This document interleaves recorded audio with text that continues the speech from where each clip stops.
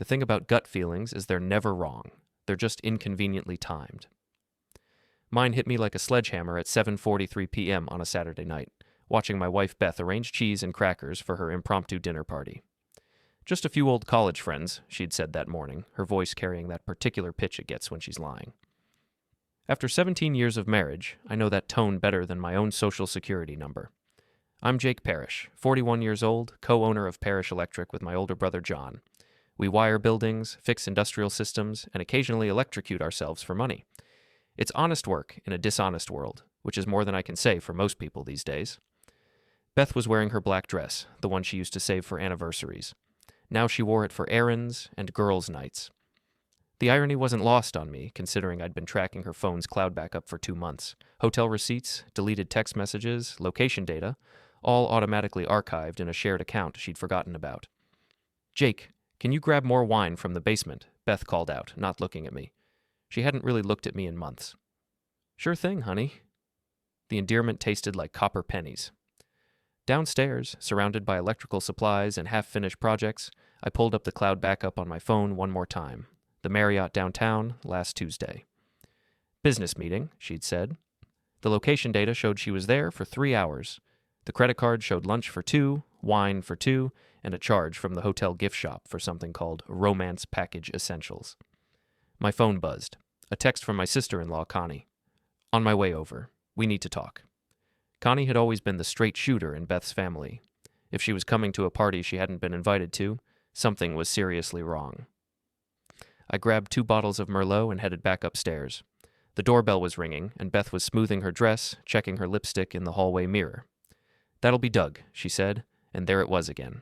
That lying pitch. Doug. The name from the text messages. The hotel receipts. The 3 a.m. phone calls I'd been recording for weeks. I opened the door to find a tall guy with prematurely gray hair and the kind of confident smile that comes from never being punched in the mouth. He was holding flowers, roses specifically, the same kind I used to bring Beth when we were dating. "You must be Jake," he said, extending his hand. "Doug Morrison. Beth's told me so much about you." "Has she?" I shook his hand, noting the Rolex, the tailored shirt, the way he looked around our house like he was appraising it. "Funny, she's never mentioned you at all." Beth appeared beside me, her face flushed. "Doug and I went to state together. He's in town for business." "What kind of business?" I asked, not letting go of his hand. "Real estate development. I'm looking at some properties downtown." He tried to pull away, but I held firm. "The Marriott's downtown," I said conversationally. "Nice hotel, great restaurant." Doug's smile flickered. Beth's face went pale. Before anyone could respond, my brother John arrived with his girlfriend Lisa, followed by Beth's parents, the Hendersons. Then Connie showed up, took one look at Doug, and shot me a look that could have powered our workshop for a week. The party moved to the living room. I played the perfect host, refilling drinks, making small talk, watching Doug charm everyone with stories about college that somehow always featured Beth. She laughed at his jokes like she hadn't laughed at mine in years. 20 minutes in, Connie cornered me in the kitchen. "Jake," she whispered, glancing toward the living room. "That's not just a college friend." "I know. That's her lover." I nodded, surprised by how calm I felt. "I figured as much." Connie's eyes widened. "You knew?" "I've known for 2 months. I've been documenting everything." I pulled out my phone, showed her the cloud backup folder. Hotel receipts, text messages, phone calls, location data.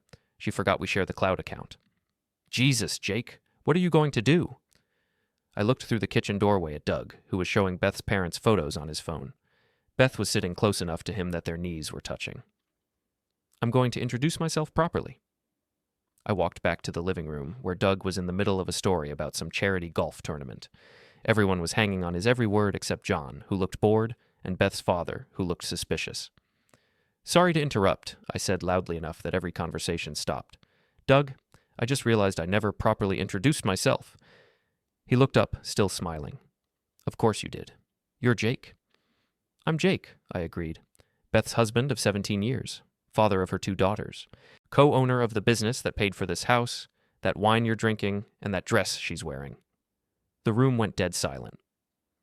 "I'm also the guy who's been listening to your 3 a.m. phone calls for the past 8 weeks.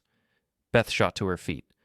"Jake, what are you—" "The guy who knows you took her to the Marriott last Tuesday.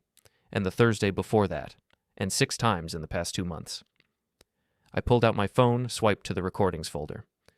Would you like to hear your conversation from last Wednesday? The one where you told her you loved her? Doug stood up, his face red. Now wait just a minute. No, you wait. I stepped closer, close enough to see the sweat beading on his forehead. You're in my house, drinking my wine, charming my in-laws, and fucking my wife. The least you can do is let me properly introduce myself. Beth's mother gasped. Her father stood up, looking between Doug and me. Jake, please, Beth said, her voice shaking. You're embarrassing yourself. Am I? I tapped my phone screen. Doug's voice filled the room through the Bluetooth speaker.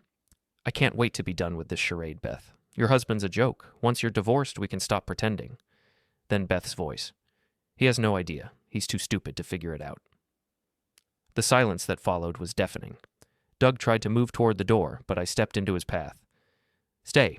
Her husband deserves to meet you properly. I should go, he mumbled. You should, I agreed. But first, let me give you something to remember us by. I walked to the coffee table, picked up the folder I'd prepared that morning, and handed it to Beth's father. Since you always wanted proof that I wasn't good enough for your daughter, here it is. 2 months of hotel receipts, text messages, and phone records. Turns out you were right. I wasn't good enough to deserve this. Mr. Henderson opened the folder, his face growing darker with each page. Mrs. Henderson looked over his shoulder, her mouth falling open. Beth, her father said quietly, is this true? Beth looked around the room, at her parents, at Doug, at John and Lisa, at Connie. Everyone was staring at her. It's not what it looks like, she whispered. It looks like adultery, her father said. It looks like you've been lying to everyone in this room. Doug finally found his voice. This is a private matter between... Nothing's private anymore, I interrupted. See, the funny thing about cloud storage is it backs up everything automatically. Photos, messages, even voicemails, like this one. I played another recording, this one of Beth and Doug planning their next hotel meeting, discussing how to hide the charges from me, laughing about how oblivious I was. John stood up. Jesus Christ, Beth, what the hell is wrong with you? Lisa was recording everything on her phone. Connie was shaking her head. Beth's parents looked like they'd aged 10 years in 10 minutes. Stop, Beth said, tears streaming down her face. Please, just stop. I'm done, I said, pocketing my phone. Doug, you can leave now. Beth, you can go with him or stay here. But either way, you'll be hearing from my lawyer Monday morning. Doug practically ran for the door. Beth started to follow him, then stopped, looking back at her parents. Mom, Dad, I can explain. No, her father said, closing the folder. You can't. After everyone left, I sat in my living room, surrounded by empty wine glasses and abandoned appetizers. My phone buzzed with a text from Connie. I'm proud of you. She had it coming. Then another from John. Holy shit, brother. Remind me never to piss you off. But the one that mattered most came from my lawyer, Tom, who'd been expecting my call. Divorce papers will be ready Monday. You've got enough evidence to bury her. I poured myself a scotch and looked around the house that would soon be just mine. 17 years of marriage. Over in 17 minutes. The thing about gut feelings is they're never wrong. They just wait for the right moment to prove themselves. Monday morning hit like a hangover, except I hadn't been drinking. I'd been planning. Parrish Electric occupied a converted warehouse on the east side of town, all exposed brick and industrial lighting. John and I had built it from nothing after our father died, leaving us with more debt than sense and a shared stubborn streak that refused to quit. I got to the office early, before John, before our receptionist Joanne, before anyone could ask questions about Saturday night. The video Lisa had posted to Facebook already had 200 shares and counting. Small towns love their drama, especially when it involves people they know. My first call was to Tom Brennan, my lawyer and Connie's husband. He'd been expecting it. Jake, I've already drafted the separation papers. With the evidence you've got, this should be straightforward. What about the business? That's trickier. You and John own it 50-50, but Beth has no legal claim. The house, however, she can have the house. I want out of this clean. Don't be stupid. That house is worth $300,000. Make her buy you out or force a sale. I was about to respond when John walked in, looking like he'd slept in his clothes. He'd always been the handsome Parrish brother, taller, broader, with the kind of easy charm that made clients trust him instantly. But this morning, he looked rough. Jesus, Jake, my phone's been ringing all night. Is it true? Which part? All of it. The affair, the recordings, the public humiliation. He poured coffee from the pot I'd made, his hands shaking slightly. Lisa showed me the video. Beth looked like she wanted to die. She should have thought of that before she started screwing around. John sat across from my desk, studying my face. You seem pretty calm for a guy whose world just exploded. My world didn't explode, hers did. I just lit the fuse. Before John could respond, Joanne arrived, followed by Mary, John's executive assistant. Both women looked at me with a mixture of sympathy and curiosity. Jake, honey, Joanne said, I'm so sorry. If you need anything, I need to work. We've got the Morrison project starting this week. About that, John said. The Morrison project might be complicated now. I looked up from my computer. Why?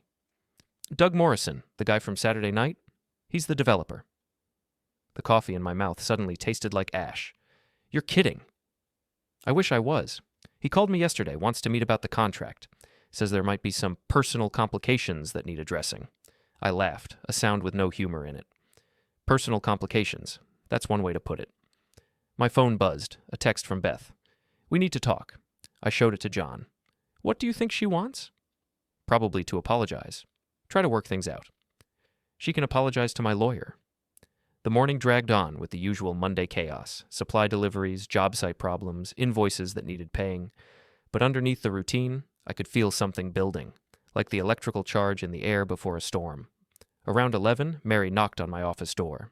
She was a good-looking woman in her early 30s, divorced, with the kind of quiet competence that made her indispensable.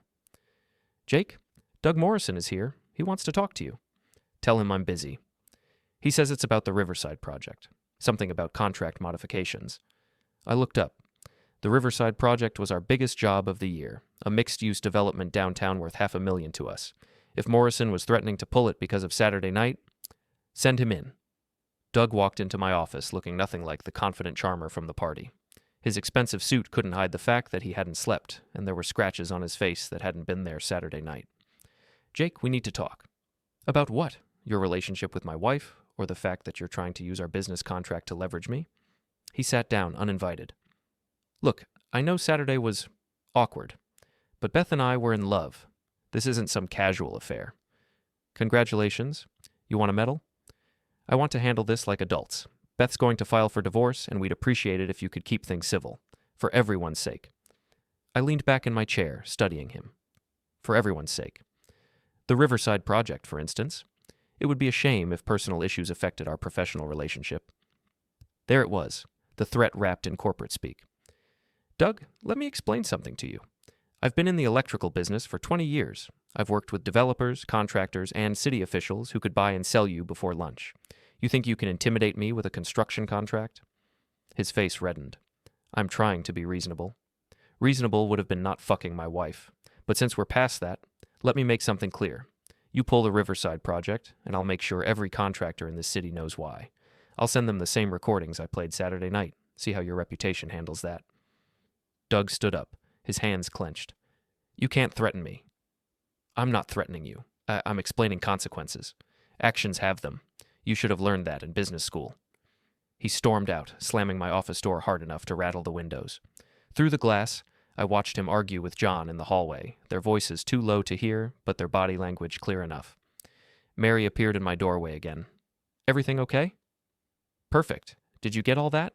She held up her phone. Every word. I've been recording meetings since the Henderson lawsuit last year. Smart woman. The Henderson lawsuit had taught us to document everything, especially conversations with difficult clients. My phone rang. Beth. What do you want? Jake, please. Can we meet somewhere? Talk about this rationally? There's nothing to talk about. You made your choice. It's not that simple. There are things you don't understand. I understand you've been cheating on me for months. I understand you've been lying to my face. I understand your boyfriend just tried to threaten our business. What else is there? Doug didn't mean Doug can go to hell, and you can go with him. I hung up and immediately called Tom. Change of plans. I want everything. The house, half her retirement account, alimony if I can get it. She wants to play hardball. We'll play hardball. Jake, are you sure? An hour ago you wanted to keep things simple. An hour ago her boyfriend hadn't tried to extort me. Through my office window, I could see John pacing in the parking lot, talking on his phone, probably trying to salvage the Morrison contract. Good luck with that. My computer chimed with a new email. The subject line made my blood freeze. Regarding recent events. It was from Beth, sent to what looked like our entire contact list: clients, suppliers, competitors, friends. I want to clarify recent misunderstandings about my marriage. My husband has been making false accusations due to his own insecurities and drinking problem. I hope you'll consider the source before believing malicious gossip. She was trying to get ahead of the story, paint me as the unstable one. I forwarded the email to Tom with a note. Add defamation to the divorce filing. Then I did something that surprised even me. I laughed. Beth thought she was playing chess while I was playing checkers. She had no idea I'd been planning this move for 2 months, documenting everything, building an airtight case. She wanted a war. She was about to get one. The war started with coffee. Tuesday morning, I walked into Nate's Tavern, the kind of place that served breakfast until noon and didn't ask questions about why you needed a drink at 10 a.m. Nate Collins had been my best friend since high school, an ex-cop who'd traded his badge for a liquor license after taking a bullet in the leg during a domestic violence call. Heard you had an interesting weekend, he said, sliding a cup of black coffee across the bar. News travels fast. Lisa Henderson's Facebook video has 800 shares. You're famous. I sat on a bar stool, grateful for the dim lighting and the fact that we were the only 2 people in the place. Beth's trying to spin it like I'm the problem, sent an email to half the city claiming I have a drinking problem. Nate snorted. You? The guy who nurses 2 beers all night and drives everyone else home? That's rich. Her boyfriend tried to leverage our biggest contract yesterday. Told me it would be a shame if personal issues affected our professional relationship. Extortion? Close enough. Nate wiped down a glass, thinking. What do you need? Information. Doug Morrison, real estate developer. I want to know everything about him. I still have friends on the force. Give me a day. The bell above the door chimed, and Connie walked in, looking like she hadn't slept. She ordered coffee and sat beside me. How are you holding up? Better than expected. You? Mom's been calling all night. She wants to know if it's true, if Beth really... She trailed off. It's true. All of it. Connie nodded, her jaw tight. She always thought she was better than the rest of us. Too good for Jake Parrish, the electrician. Guess she showed her true colors. Your parents know? Dad's not speaking to her. Mom's trying to play peacemaker, but even she's having trouble defending this. My phone buzzed. A text from an unknown number. This isn't over. I showed it to Connie and Nate. Doug? Connie asked. Probably. He strikes me as the type who doesn't handle rejection well. Nate studied the message. You want me to have a word with him? Not yet. Let's see how stupid he gets first. I spent the rest of the morning at the office, trying to focus on work while fielding calls from clients who'd seen Beth's email. Most were supportive, a few seemed uncomfortable, and one, Jim Bradley from Bradley Construction, was blunt. Jake, I've known you for 10 years. If you tell me your wife was cheating, I believe you, but this email makes it sound like there's more to the story. There is. She's trying to control the narrative. Any chance you 2 can work this out quietly? I've got 3 projects lined up that need electrical work, and I can't afford drama. The drama's not coming from me, Jim. I hope not, because if it is, I'll have to find another contractor. After he hung up, I sat staring at my phone. This was Beth's strategy, make me look unstable, unreliable, dangerous to do business with. If enough clients got spooked, Parrish Electric would suffer, and I'd be forced to settle the divorce on her terms. Smart, ruthless, exactly the kind of thing the old Beth never would have done. John appeared in my doorway, looking grim. We need to talk. About what? Morrison pulled the Riverside contract. Says he's going with Henderson Electric instead. Henderson Electric, our biggest competitor, run by Beth's cousin Mike. The pieces were falling into place. Let me guess. He's also spreading word that we're unreliable. How did you know? Because your girlfriend's sister is smarter than we gave her credit for. John sat down heavily. Jake, maybe you should consider couples counseling. Try to work this out. I stared at him. Are you serious? I'm serious about our business. We can't afford to lose clients over your personal problems. My personal problems? She cheated, John, for months, with a client who's now using that relationship to hurt our company. I know, but what? I should just take it? Pretend it never happened?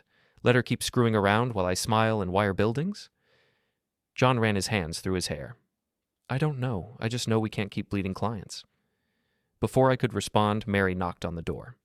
Sorry to interrupt, but there's someone here to see Jake. Says it's personal.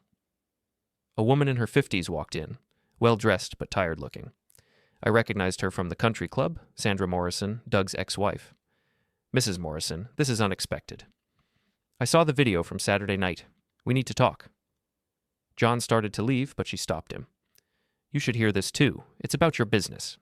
She sat down, clutching her purse like a lifeline. My ex-husband is a predator.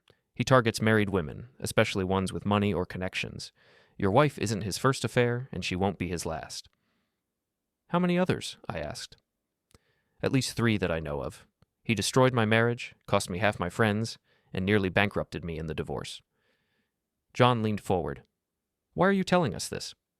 Because he's doing it again, using the affair to manipulate business deals, threatening contractors who don't cooperate. He did the same thing to my brother's plumbing company. What happened to your brother?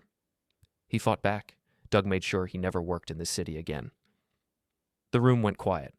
Sandra Morrison looked between John and me. I have documentation, financial records, emails, testimony from his other victims. If you're willing to fight, I'll help you. Why? Because I'm tired of watching him destroy families. And because your wife isn't a victim, she's an accomplice.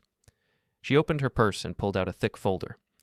Doug's been planning this for months. The affair, the business pressure, even getting your wife to send that defamatory email.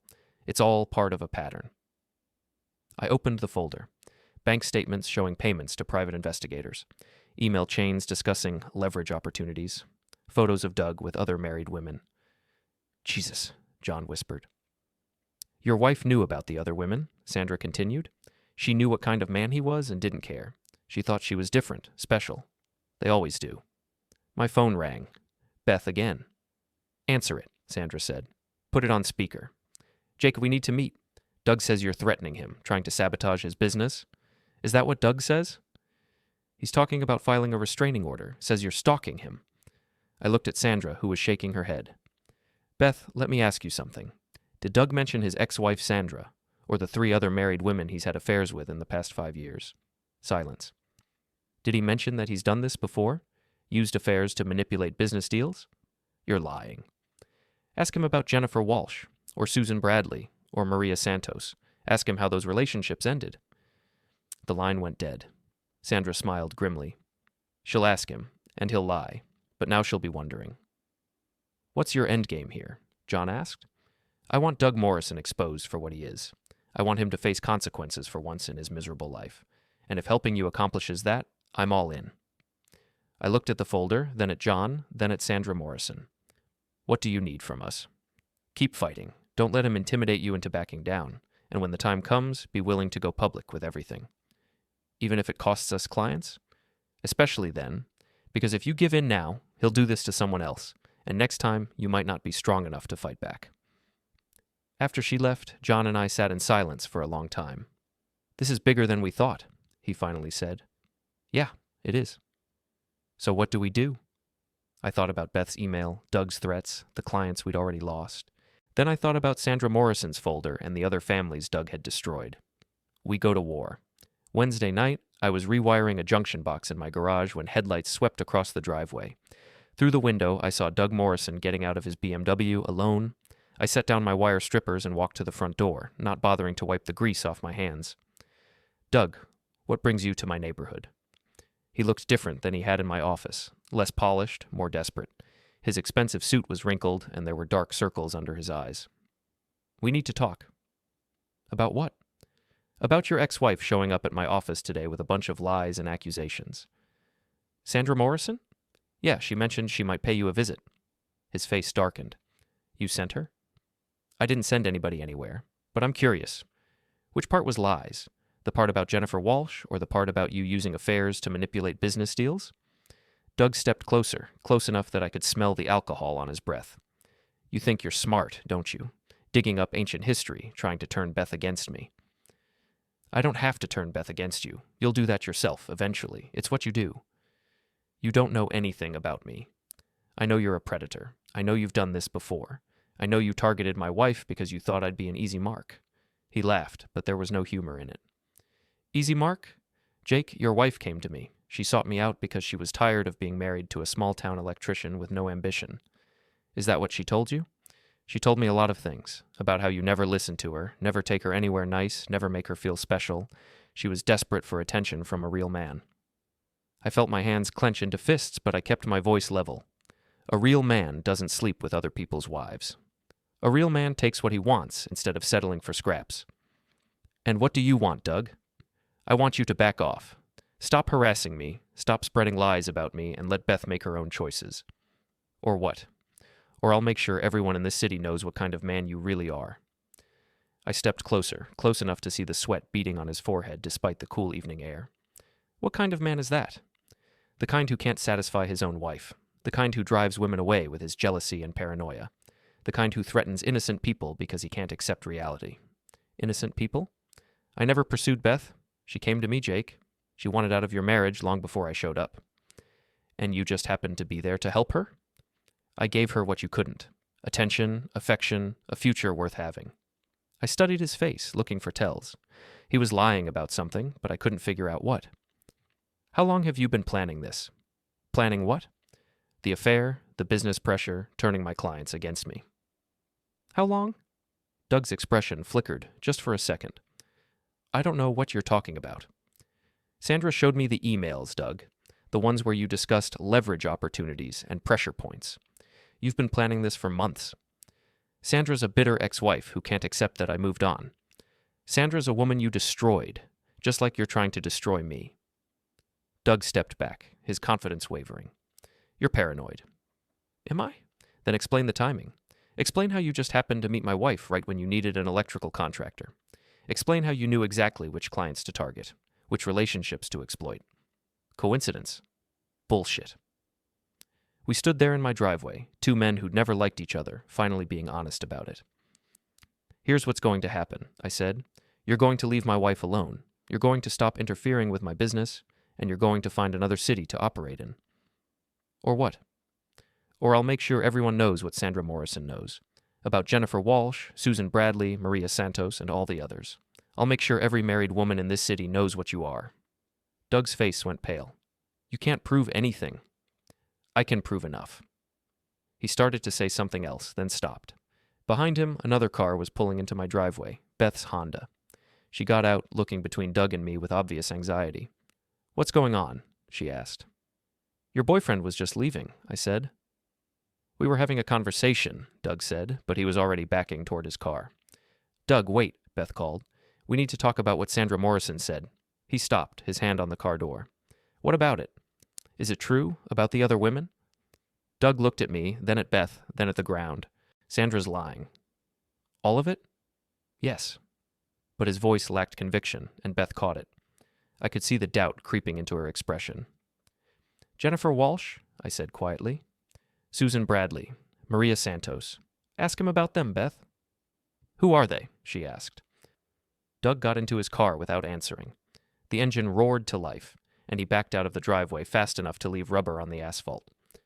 Beth and I stood there in the sudden silence, 20 feet apart, but feeling like miles. Who are they, Jake? Women he had affairs with. Married women whose lives he destroyed. You're lying. Ask him. When he comes back, and he will come back, ask him about Jennifer Walsh.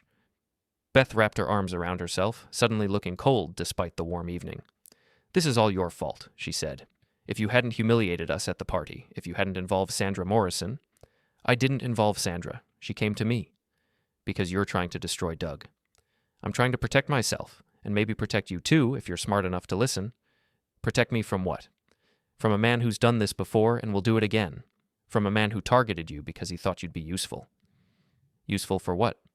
For getting to me, for pressuring me into giving him favorable contracts, for destroying my reputation when I wouldn't cooperate. Beth shook her head. You're paranoid. Am I? Then why did he try to extort me on Monday?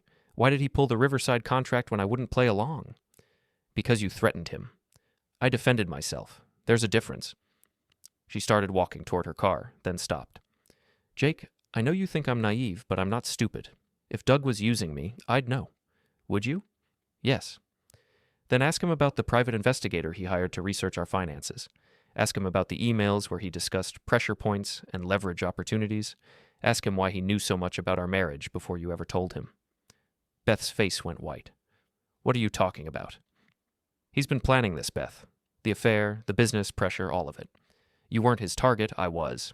You were just the weapon. She stared at me for a long moment, then got in her car and drove away without another word. I stood in my driveway, watching her taillights disappear, wondering if I'd just saved my marriage or destroyed any chance of reconciliation. My phone buzzed. A text from Nate. Just got the background check on Morrison. You're not going to like it. I walked back into my garage, picked up my wire strippers, and got back to work. Whatever Nate had found, it could wait until morning. Tonight, I had circuits to complete and a life to rebuild. One connection at a time. Thursday morning brought rain and revelations in equal measure.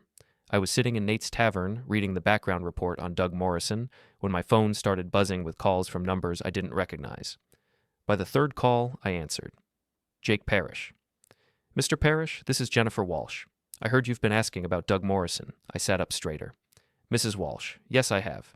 Can we meet? There are things you need to know. An hour later, I was sitting in a coffee shop downtown with 3 women I'd never met before. Jennifer Walsh, Susan Bradley, and Maria Santos. They looked like they could have been Beth's friends. Attractive, well-dressed, successful. They also looked tired, like they'd been fighting battles for a long time. Doug has a pattern, Jennifer said. He researches potential targets, learns everything about their marriages, their finances, their vulnerabilities. How does he choose them? I asked. Wealthy husbands in essential service businesses, Susan replied. Contractors mostly. Men who can't easily be replaced on big projects. Maria nodded. He seduces the wives, then uses the affairs to manipulate contracts. If the husbands don't cooperate, he destroys their reputations. What happened to your marriages? Mine didn't survive, Jennifer said quietly. My husband never forgave me, even after I proved Doug had manipulated me. Mine barely did, Susan added. We're in counseling, but the trust is gone. I got lucky, Maria said. My husband figured out what Doug was doing before it went too far, but Doug still cost us 3 major clients. I thought about Beth, about the way she'd looked last night when I mentioned the private investigator. How do you prove it? Jennifer pulled out her phone. Doug's arrogant. He keeps trophies, photos, emails, recordings of conversations. He thinks he's untouchable. I have copies of everything, Susan said. Bank records, email chains, even audio recordings of him bragging about his conquests. We've been building a case for 2 years, Maria added, waiting for the right moment to expose him. What's the right moment? When he picks the wrong target, Jennifer said, looking directly at me. Someone who fights back instead of rolling over. My phone buzzed, a text from Beth. We need to talk. Doug's acting strange. I showed it to the women. He's panicking, Susan said. Probably realizes you're not going to be as easy to destroy as he thought. What do you need from me? Keep fighting, Jennifer said. Don't let him intimidate you into backing down, and when we make our move, be ready to go public with everything. What kind of move? Maria smiled grimly. The kind that ends his career permanently. I left the coffee shop with a flash drive full of evidence and a phone full of new contacts. Doug Morrison wasn't just a predator, he was a serial predator, and I'd stumbled into the middle of his latest hunting ground. My phone rang as I was driving back to the office. Beth. Jake, something's wrong. Doug's been acting paranoid all morning. He keeps asking about Sandra Morrison, about what you might have told her. Where are you? His condo. He wanted me to come over, but now he's pacing around, making phone calls, acting like someone's watching him. Maybe someone is? What do you mean? Beth, I need you to listen to me very carefully. Doug Morrison is not who you think he is. Jake, he's done this before, multiple times. He targets married women whose husbands have successful businesses, then uses the affairs to manipulate contracts. That's ridiculous. I just spent 2 hours with 3 women he did it to. Jennifer Walsh, Susan Bradley, Maria Santos. They have documentation, Beth, emails, recordings, financial records. Silence on the other end. Beth? He did ask a lot of questions about our finances, about the business. I thought he was just interested. What kind of questions? About our biggest clients, our contracts, our relationships with other contractors. He said he wanted to understand my world. Beth, get out of there, now. I can't just... Yes, you can. Make an excuse and leave. We'll talk later, but right now I need you away from him. Jake, you're scaring me. Good. You should be scared. The line went quiet for a long moment. Then, okay, I'll tell him I have to pick up the girls from school. Call me when you're safe. 20 minutes later, my phone rang. I'm in my car, Beth said. Jake, what's really going on? Doug Morrison is a con man. He seduces married women, then uses the affairs to extort their husbands. You're not his first victim, and if we don't stop him, you won't be his last. But he loves me. He loves what you can give him. Access to me, to our business, to our clients. Beth, did he ever ask you to do anything specific? Send emails, make phone calls, arrange meetings? Another long pause. He suggested I send that email about your drinking problem. Said it would help protect me in the divorce. What else? He wanted me to get information about the Riverside project. Financial details, timeline, who else was bidding. Jesus, Beth. I thought he was trying to help me. He said if I was going to leave you, I needed to understand what I'd be entitled to. He was using you to steal proprietary information. Oh, God! Her voice was barely a whisper. Jake, what have I done? You've been manipulated by a professional. The question is, what are you going to do about it? I don't know. I'm so confused. I thought I loved him? Maybe you did. But love doesn't excuse what he's done to our family, our business, our life. What do you want from me? I want you to help me stop him. How? The women I met today, they have evidence, but they need someone on the inside, someone who can get Doug to incriminate himself. You want me to spy on him? I want you to get him talking. Record him admitting what he's done. Give us enough evidence to destroy him before he destroys someone else. Jake, I can't. If he finds out, if you don't, he'll move on to his next victim. Another family, another marriage, another life destroyed. Beth was crying now. I'm so sorry. I never meant for any of this to happen. I know, but sorry doesn't fix it. Only action fixes it. What if he hurts me? He won't. Doug's a coward. He only attacks when he thinks he has the advantage.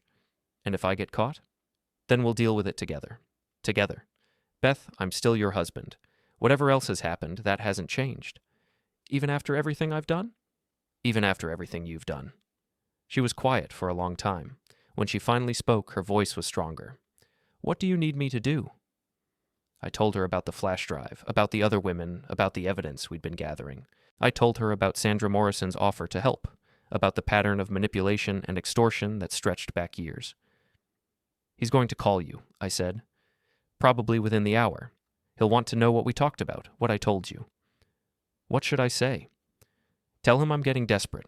Tell him I threatened to expose the affair to his business partners. Make him think he's winning. And then? Then you get him to tell you how he's going to finish me off. That evening, I sat in my truck outside Doug's condo building, listening to Beth's voice through a wireless earpiece. She'd agreed to wear a recording device, and we had backup from Jennifer Walsh, who was parked across the street. He's opening wine, Beth whispered, acting like nothing's wrong. Good. Let him get comfortable. Through the earpiece, I heard Doug's voice. So, what did your husband want? He's panicking, Beth replied, her voice steady. He knows he can't compete with you. Did he threaten you? He threatened to expose our relationship to your business partners. Said he'd ruin your reputation. Doug laughed. Let him try. By the time I'm done with him, no one in the city will take his calls. How? Same way I've done it before. Destroy his credibility, steal his clients, make him look unstable. It's not hard when you know which buttons to push. You've done this before? A few times. There was this contractor in Cincinnati, thought he could stand up to me. By the time I finished with him, he was lucky to get work installing ceiling fans. What did you do? Seduced his wife, got her to give me inside information about his bids, then used that information to undercut him on every job. When he complained, I made sure everyone knew he was an alcoholic who beat his wife. Did he beat his wife? Of course not, but perception is reality in business. I felt my hands clench on the steering wheel. In my earpiece, Beth's voice remained calm. What about Jake? Jake's going to have an accident. Nothing fatal, just enough to keep him out of work for a few months. By the time he recovers, I'll have stolen all his clients and destroyed his reputation. An accident? Electrical work is dangerous. Lots of things can go wrong on a job site. My blood ran cold. Doug wasn't just planning to ruin me, he was planning to hurt me. Doug, that sounds dangerous. Don't worry about it. I have people who handle that sort of thing. What people? You don't need to know. Just trust me. By Christmas, you'll be divorced, I'll own half the city's electrical contracts, and your ex-husband will be lucky to find work changing light bulbs. I'd heard enough. I texted Jennifer. Call the police. But before she could respond, something went wrong. Through the earpiece, I heard Doug's voice change. Beth, what's that in your purse? What do you mean? That little black box, the one that's blinking. My heart stopped, the recording device. I don't know what you're talking about. You're wiring me, you bitch. I heard sounds of a struggle. Beth crying out, furniture crashing. "Jennifer, call 911. I shouted into my phone, then ran toward the building. I took the stairs 3 at a time, my heart pounding. Behind me, I could hear sirens in the distance. Doug's door was locked, but I'd been an electrician for 20 years. I knew how to bypass simple security systems. I found them in the living room. Doug had Beth pinned against the wall, his hand around her throat, the recording device smashed on the floor beside them. "Let her go!" He spun around, his face twisted with rage. "Hey, you son of a bitch, you think you're so smart. I think you're finished. Not yet." He pulled a knife from his belt, still holding Beth with his other arm. "But you will be. Doug, don't make this worse than it already is. Worse? You've already destroyed everything. My business, my reputation, my future. You destroyed those things yourself. I was trying to build something, create opportunities. You couldn't just let it happen. You were destroying families. I was taking what I deserved." The sirens were getting closer. Doug's eyes darted toward the window, calculating. "Here's what's going to happen," he said. "I'm going to walk out of here with Beth. You're going to tell the police this was all a misunderstanding, and then you're going to disappear. That's not going to happen. Then she dies." But Doug had made a mistake. He'd turned his back to the electrical panel, and I'd noticed something when I bypassed his security system. His condo's wiring was old, unstable, and currently overloaded. I pulled out my phone, opened the app I'd installed when I hacked his system, and triggered an overload in the living room circuit. The lights went out. In the darkness, I heard Doug curse, heard Beth break free. When the emergency lighting kicked in 30 seconds later, Doug was on the floor, unconscious, and Beth was in my arms. The police found us like that. 6 months later, I was sitting in Nate's Tavern, reading about Doug Morrison's sentencing in the local paper. 3 years for extortion, 2 years for assault, and a lifetime ban from doing business in the state. The other women, Jennifer, Susan, Maria, had finally gotten their justice. The evidence we'd gathered together had exposed a pattern of manipulation and fraud that stretched back a decade. Beth and I were in counseling. It wasn't easy, and some days I wasn't sure we'd make it. But we were trying, and that was more than I'd expected 6 months ago.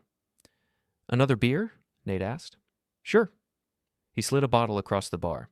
"Any word from the insurance company about the Morrison contracts?" "They're going to pay out.